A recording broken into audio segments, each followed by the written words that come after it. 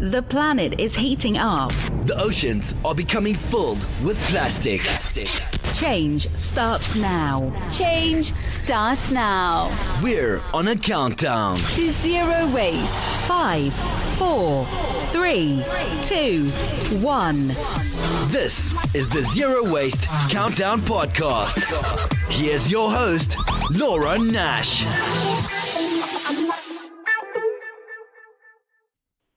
Hi everyone and welcome to the Zero Waste Countdown. Today we're speaking with JP Torunski from Ottawa, and he's going to tell us all about how cycling fits into his zero waste lifestyle. I've been into zero waste for quite a while, or at least trying to minimize my waste for about 20 years. And when I was at work, I first started doing simple things like bringing my own plate at lunch to the food court when we'd go for shawarma or whatever, instead of using the styrofoam takeout containers that they would have there.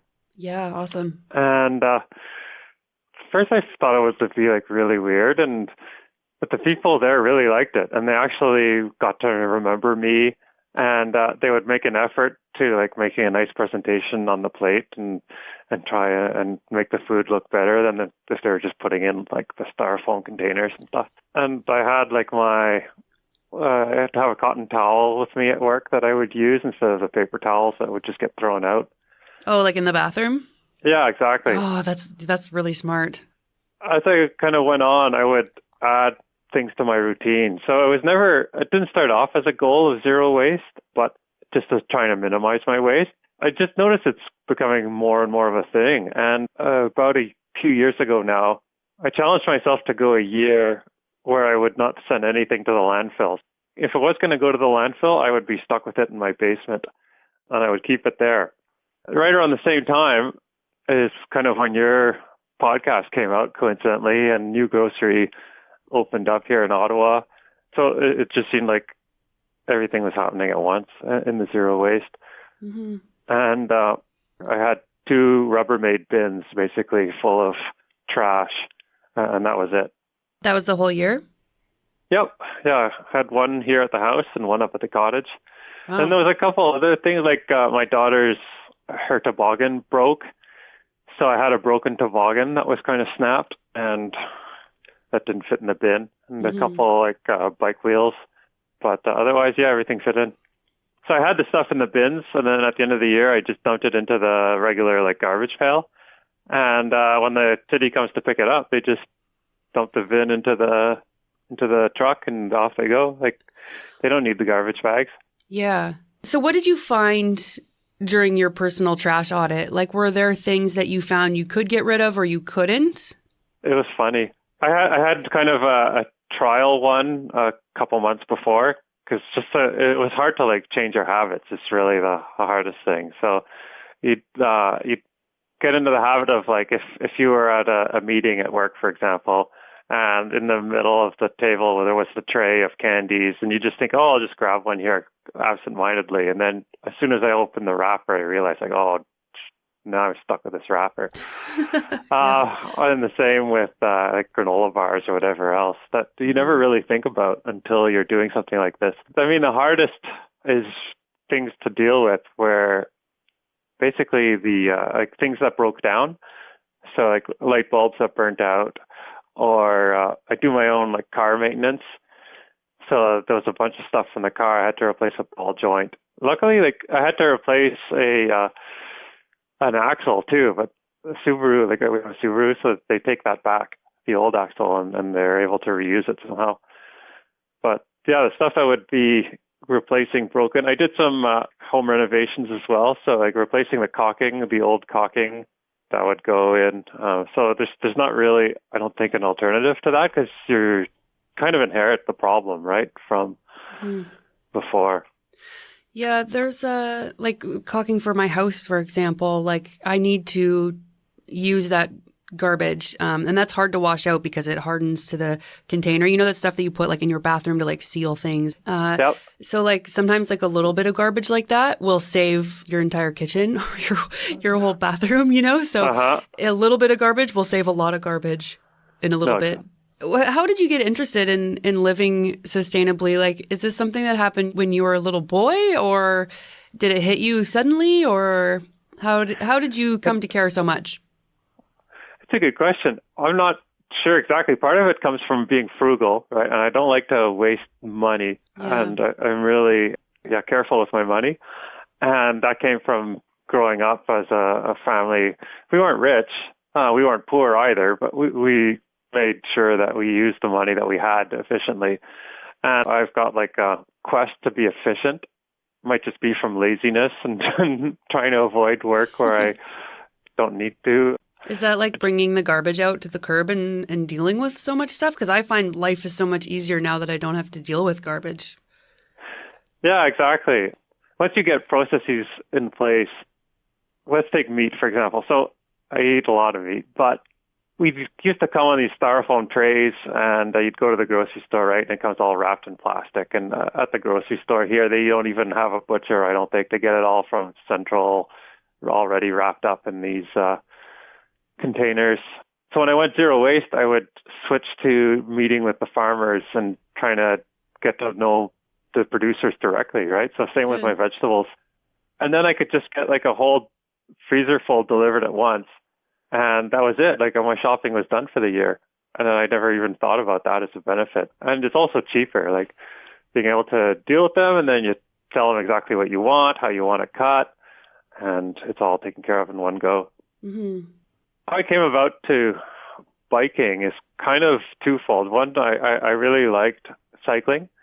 As a kid, I would get around, and as a kid, it's like freedom. I grew up in Stittsville, which is at the time, it's about 40 kilometers outside of downtown Ottawa. So it's not exactly rural, but there was no movie theater, or there's nothing much to do there. Well, even just being able to bike meant you could go to the playground, or you could go to get to school on your own, and that kind of thing. But as I got older, and of course I got my driver's license and would start to drive around and be out on my own like that, I kind of switched habits into driving everywhere. And if you wanted to, again, go to the mall, you hopped in the car and you had to drive to the mall.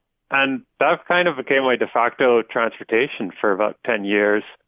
And then, and don't get me wrong, I'm not against cars, because I think cars are a great tool. And they're great for moving large quantities of things. They're powerful machines, and they can go fast, and they can move a lot of weight. So for that, I don't fault them. But if you're just like going to the grocery store or getting to work and that kind of thing, they're very inefficient as well. So that's one thing I would realize, like as I would be commuting to work later in life, is you're just kind of stuck in traffic all this time. And going to the grocery store, you're stuck waiting for parking or getting in and out. Or even you park your car and then you go walk all the way into the store. There was one moment in particular where it kind of was eye-opening for me, and that was on the highway. There was a goose that had been struck by a car, and so it was dead, and it was lying in the highway. And its mate was trying to defend it from the oncoming cars. And if you could imagine a goose standing in the middle of the highway honking at cars as they were coming on. Oh, that's so sad. This was a brave goose, yeah. And it just kind of hit me, like, all this driving we're doing, and it's impacting the environment in all kinds of ways we don't think of. It's impacting the wildlife, paving the roads is breaking up habitat. And between just being stuck in traffic and thinking about all the time that I was wasting, and starting to think about these other environmental impacts like the roads and the wildlife, I started biking more and more. And then since then, I've just kind of given up on the car and gone back to biking as much as I can. That's awesome. When I lived in Victoria, I lived about 9 kilometers from the military base that I worked at. And it was a 40-minute drive in traffic. But if there was no traffic, like if you just went at like 8 o'clock at night, it was a 12-minute drive. So 12-minute drive without traffic, 40-minute drive at least with traffic. Wow. And so I biked. And in Victoria, you can, we'll get to you biking in different seasons in a minute because I'm interested in to find out about that. But in Victoria, it snows for maybe 3 or 4 days a year. And you can really bike most of like all year round. And maybe you would bike in that snow. But for those few days, I wouldn't. Every other time I would. And I would count some of the cars because there were big hills. So there's this one big hill and I would just come soaring down it. And I would get over 200 cars that I would count that I would pass on my bike. Nice. I know. It was so awesome. And I was like, why are more people not doing this? Because I'm in super good shape. I'm getting out in the fresh air. I can smell flowers. We have this like invasive species in Victoria. It's called Himalayan blackberry, and it is the most delicious invasive species ever. And so I would just stop and like just shove berries in my mouth for like 5 minutes and then keep going. And when my son was little, I had that little bike seat on top of my handlebars. So I would put him there and I would bike him down the Galloping Goose Trail, and it was so beautiful and wonderful and just this really great experience. It's totally different. Sometimes it's hard on energy though. Like sometimes I would kind of feel exhausted, but not most of the time. So tell me about the weather conditions that you ride in. So are you one of those people who ride in the winter in Ottawa? Because I've seen people that do that, and that's crazy. It's cold in Ottawa. Yes, I do bike all year round. But it's not that bad at all, actually. It's like minus 30. It's so cold sometimes. The key is you don't want to have any exposed skin. Do you wear goggles, like ski goggles? Yeah, I wear ski goggles on the really cold days. So if you think of a car is a very inefficient winter coat. Like you're pulling out gas from wherever in the world, shipping it, refining it, pumping it into your car. There's a better way to keep yourself warm. And that's just dress for the weather. Basically in the winter, even on the very coldest days, and I've ridden in like minus 30, I wear a long sleeve shirt. And over that, I have like a Patagonia shell. And I love Patagonia for what they do for stuff. Like you can just, when you're done with the coat, if it's ripped or whatever shape it's in, you send it back to them and they'll do whatever they can with it. But I wear a coat, and then if it's cold, I'll wear goggles, I'll wear a neoprene face mask, and I wear like a nylon shell over my pants to keep the wind out. And basically, you're trying to keep the wind out. Your body generates a lot of heat when you're biking, and usually, the hard part is managing where that heat goes and trying to not overheat. So I'm trying to control the airflow. On cold days, I'll wear a scarf maybe around the neck of my jacket to keep the cold air from going in. And like on my head, I've got my bike helmet, which I would put a wind cover over top. So that's like a big foam, like a styrofoam. I mean, it's great insulation. I wear Sorel boots. So nothing fancy. I don't have like fancy bike clothes. I wear whatever I would be wearing to work, if I'm going to work or shopping or whatever. Mm-hmm. And I've got my Sorels and I'm good to go. Victoria, it rains a lot. So I would usually for about 9 months of the year arrive to work soaked. And I would be soaked with rain, but I would also be soaked in sweat. And I had like moisture wicking clothes and I tried to do all that, but it just seemed no matter what. But like I said, we had really big hills. So you'd really have to work hard for a couple of them and then coast down the other ones. So luckily I had a shower. Uh-huh. Do you have a shower at your work? Yeah. So that is like key, I think. How far would you go? It was 9 kilometers. Okay. Yeah, that's a fair distance. It was okay. Yeah, the hills were fun and challenging and it was nice. But yeah, I would be quite sweaty. So I don't know how people would do it without a shower. But I know some people ride their bikes and don't get sweaty. But I'm one of those people who does everything like as hard as I can when I'm doing things. I like can't go slow. So there's kind of a magic number, like around 5 or 6 kilometers. Below that, it's pretty easy, and above that, you start to have to deal with more like the exertion. I mean, it depends on your fitness level and that. if you're talking about winter biking in general, you don't have to do like every single trip by bike, or you don't have, if work is too far, but the grocery store is close by, then maybe just ride your bike to the grocery store. Like I said, the car is a tool, and where it helps and it's making your life better, then, I mean, factor that in. And if it's just being a waste, then, I mean, as long as people are mindful of how truly wasteful their cars are, and the pollution they're pumping out, and the air quality and carbon emissions, right, all that exactly. stuff, right? Well, a big reason now why I'm into biking is because it's not so much that I like biking, but that cars are just so incredibly wasteful. And they're wasteful not in like the way you traditionally think of zero waste, of things going to the landfill and garbage. Well, they're wasteful in gas, for one thing. So gas, like that's a non-renewable resource. So as soon as that liter of gas gets pumped out of the soil, it's gone forever. Like it took millions of years to produce that. That's why gas is such a great energy source, is because it takes so much energy to make it, right? You've got literally millions of years of pressure, of heat going into transform whatever matter it is into gas. So when you burn it, all that energy gets released in one single bang, and it's gone. But it's wasteful of that. So I mean, if we ever decide later on we need that gas for something more valuable than sitting at the drive-through at McDonald's, we're stuck because there's no more way to get it.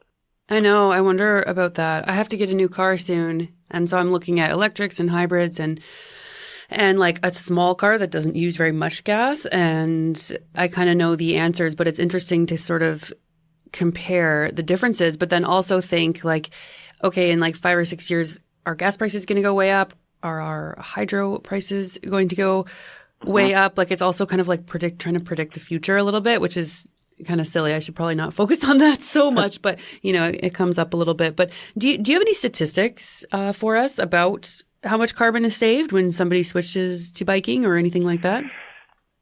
Yeah, well, you're saving on gas. You're saving on, like you kind of touched on money as well. So, a lot cheaper. Absolutely. The average Canadian, they drive about 15,000 kilometers a year, which to me just blows my mind. Like, that's a long way to go, but that's 15,000. And the number one selling vehicle in Canada is the Ford F-150 truck. Really?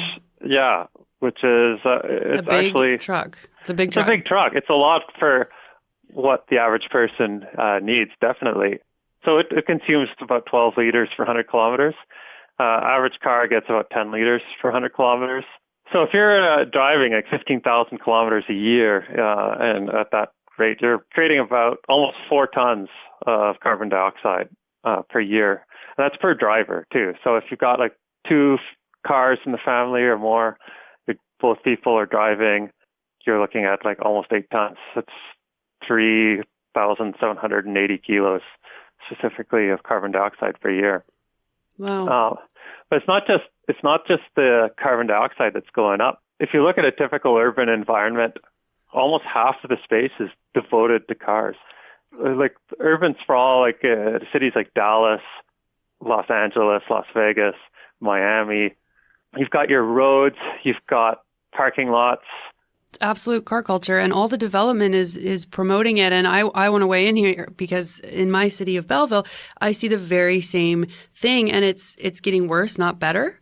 So all of the new developments that are going in, because we have almost like a housing crisis here. Like so many people are coming here. It's a beautiful city, and we need to build. Sometimes there's waiting lists to get a home, and these developments are coming in and just in the middle of nowhere. So not only do you need one car, but you actually need 2 cars. Because somebody's got to work, and you know, if you're a family, and then the other person, then they probably need a car, right? Because everything is so far away. So I really get annoyed that mixed building isn't more of a requirement, and you should build up, not out. And then also with what's happening in Toronto, and I was out in BC when the prices went from like $300,000 for a 3-bedroom home up to like $1.5 million. I watched that whole thing happen, and it pushes people out. And in Toronto, it's pushing people out of the core to the surrounding areas like Oshawa and stuff. And then you've got people doing, honestly, I've heard 2-hour commutes to get to work. And that's crazy. Like if you've ever driven on the 401 into Toronto during rush hour, it's nuts. Like no, exactly. Not a place you want to be, and that's not healthy, and it's very polluting, right? So yeah, these developments are making it tough to cycle or walk. Well, that's the thing. Is it's kind of it's more than like a car is. It's a lifestyle. It's more than just a thing, right? Like it's once you build a city to handle cars, then everything gets spread out farther. Then you kind of need a car to get around. If you're gonna build a grocery store that's 10 kilometers away and then have a massive amount of housing surrounding it, you've got these basic just massive distances, which then makes it expensive for everything else. You've got your sewage, right? Like running the lines out that distance costs way more money. All the electricity, the infrastructure, policing, fire, everything just costs more. And actually, like when you look at the cost that society puts in to support all these different ways of transportation, like for biking, basically every dollar you put into biking for out of your costs, society only has to pay about 8 cents. That's to maintain like the bike paths or the roads for the amount of roads that you do. The driving, for every dollar that it costs a person that they're paying for in gas and licensing and all the rest, society's paying another $9. And that's for like clearing the roads, for paving the roads, for all the extra costs that sprawl causes. So the sprawl is massively expensive and massively wasteful in a way that people often don't realize. Like what you were saying about the commuting time too, like, there's been a lot of studies done on the impacts of commuting time. And because there's a saying, like, you're not stuck in traffic, you're stuck being traffic. And just like while you're sitting there in your car, you can't blame everyone else if you're doing the same thing. Yeah, you're part of the problem, right? Right. But for every 20 minutes, basically, of commuting time you spend, it creates as much unhappiness as a 19% pay cut. So like a lot of... Oh, I believe that for sure. It is. I don't know how people do it. It is. Right. It is very miserable. I wonder if people are miserable but don't know that they're miserable because of traffic. Because people don't seem to mind it if they're sitting in it and being traffic, but like it has to have an effect. I don't know. It really bothered me.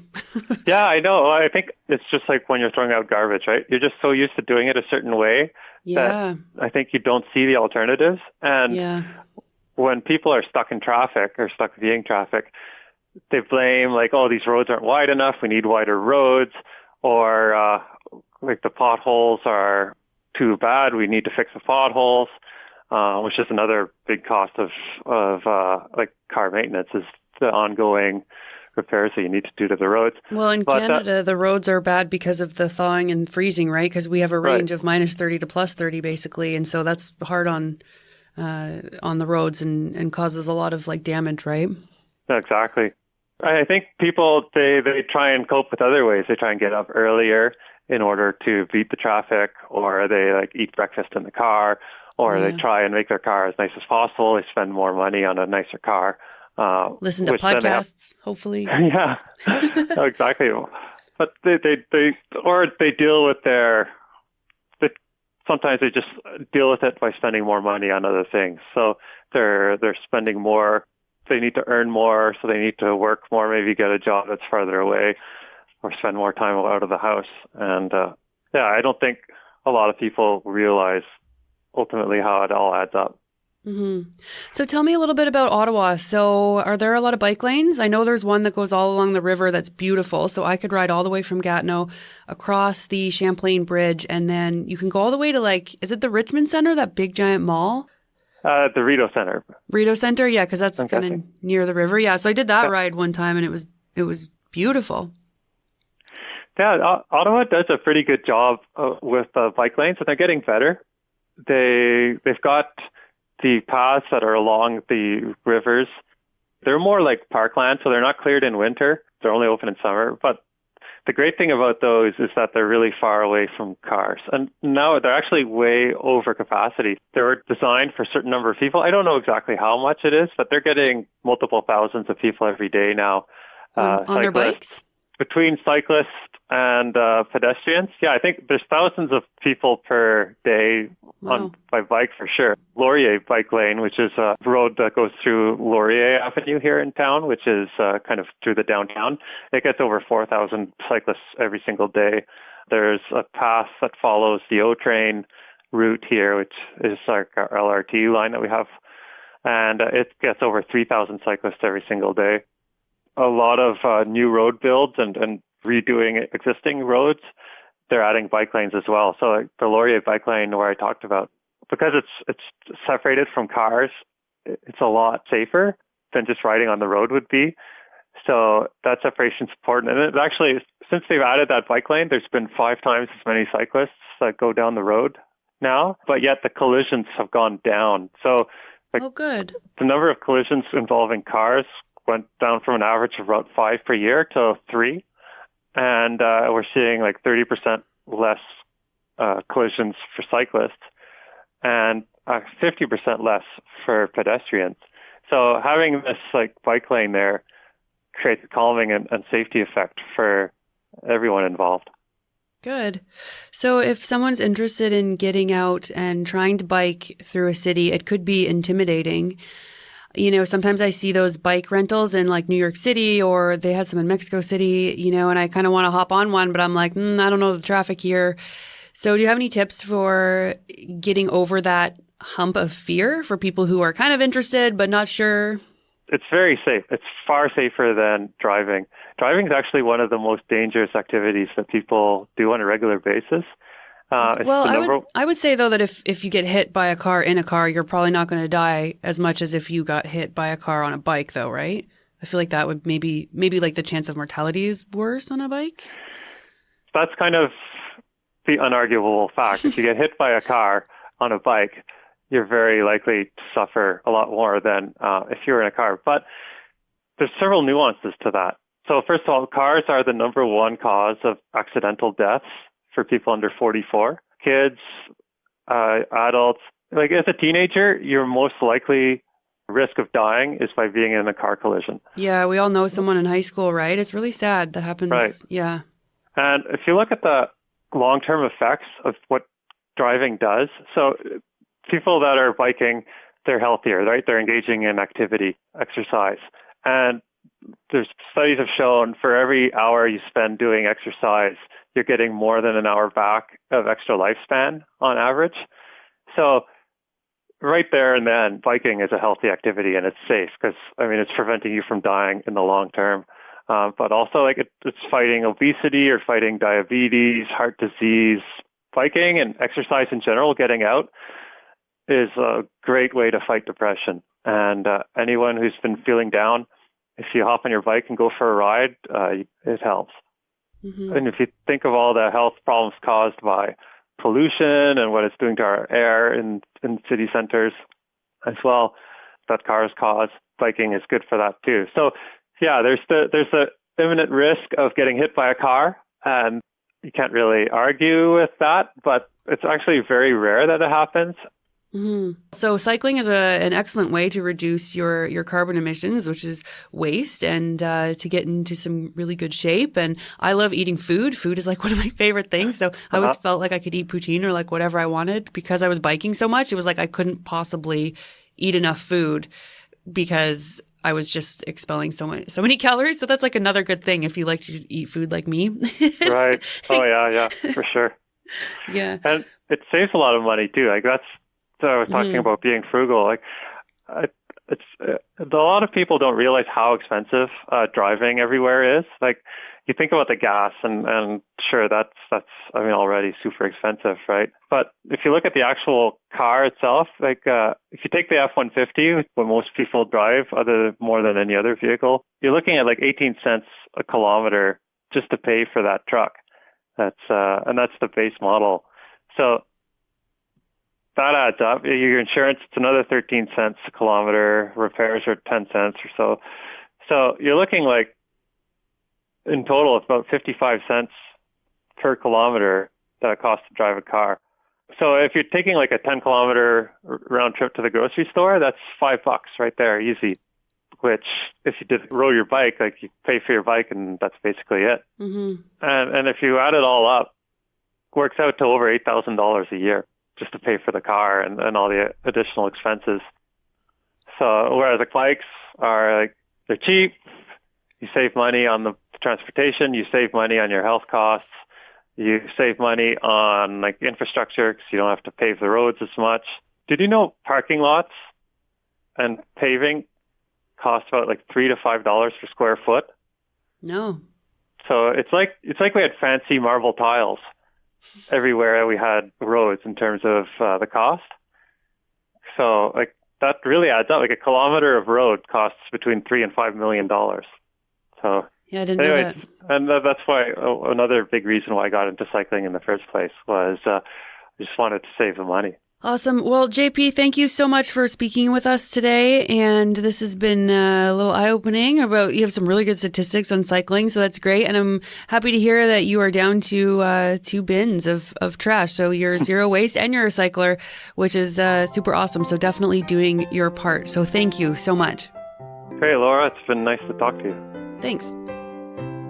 If you like our show and want to help save the world from all this trash we're consuming, please consider donating to the Zero Waste Countdown. You can become a patron on Podbean, you can find me on Patreon, or you can donate right on the website, zerowastecountdown.com. And if you're interested in seeing a photo of our guests, you can check us out on Instagram. That's _waste_countdown. And if you want to email me, it's laura@zerowastecountdown.com. Thank you for listening, everybody. Thanks to all our listeners in America, Canada, Australia, Germany, the UK, and wherever else you may be tuning in from. Together, we're going to change the world. Change starts now. This is the Zero Waste Countdown Podcast.